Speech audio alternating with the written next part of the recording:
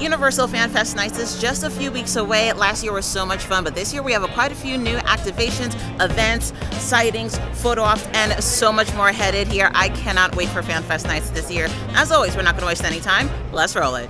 First up, we have a One Piece making its way to FanFest Nights this year. Now, while we did have a great nod to One Piece last year, those were predominantly photo ops. However, this year we are getting a full-blown live show. They will be taking over the Waterworld stage with pyrotechnics, action sequences, and so much more. Really looking forward to the One Piece show.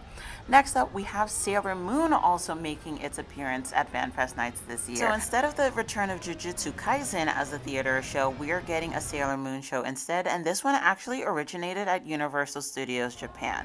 Also in the upper lot, we are having the Wizarding World of Harry Potter's Forbidden Forest Search of the Hippogriff experience. This is another really fun experience we're getting that is interactive. There will be a trail which you'll be able to interact with different characters and a hippogriff himself as you search for it. This is all taking place in the wooded extended queue area behind the Three Broomsticks. Construction has been taking place in this section for a couple of weeks now as everything has gone up, and we have seen quite a bit of what they've had in store. It's going to look really, really cool, and I can't wait to go through this specifically at nighttime when the lights are really giving a great vibe and you're interacting with the different characters, which will include puppetry and whatnot. Again, this is yet another really cool experience. Let me know in the comments which experience or activation you're most excited for this year at Universal Fan Fest Nights. Heading out the upper lot area, we are taking the Scooby-Doo by Universal Monsters experience down into the back lot.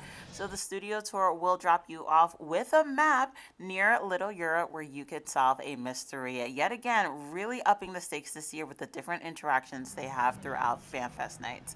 Now, making our way into the lower lot, we get to have an experience with Dungeons and Dragons Secrets of Waterdeep again.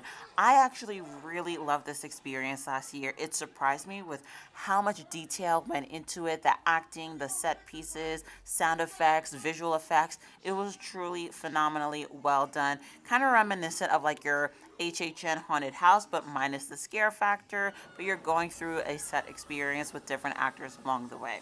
So I'm not sure if we're going to have the exact same kind of experience or if they're going to change it up this year, but either way, I know it's going to be really, really well done yet again. And then lastly, in this back area of the lower lot, we will have the return of the various multicolor Yoshis in Super Nintendo World. Again, it looks like a very similar experience to last year in that you will have a photo op with your standard green Yoshi, and then we will have the hunt again for one of the other colored Yoshi. Now, Dungeons and Dragons really surprised me last year. I was surprised at how good it was and how much fun I had. I went through it a couple of times because I really enjoyed how interactive it was. This year, I'm really excited for Scooby-Doo by Universal Monsters. I love both properties independently, so seeing them come together and apparently having this mystery-solving experience, I think is something that's going to be really, really cool. Now, over on the opposite side of the lower lot, right next to Jurassic World, is the new Jurassic Park activation. This is totally brand new this year. We have not seen something like this before. And a couple of weeks ago, they did have a very soft preview where we got to take a look and see at some of the things you'll be able to experience during FanFest Nights.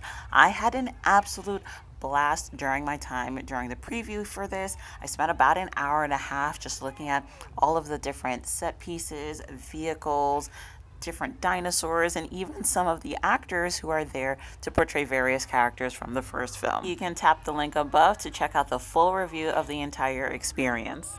Now, in Universal Plaza, there isn't anything set up yet. However, last year we did get the Flux capacitors, which had an amazing run with their various songs and performances of not just songs from Back to the Future, but a wide variety of millennial hits. So I'm very curious to see how they turn out Universal Plaza this year. Thank you guys so much for watching today's video. Again, I am super excited for FanFest Nights coming this year. As always, don't forget to like and subscribe, and I'll catch you guys in the next video. Bye!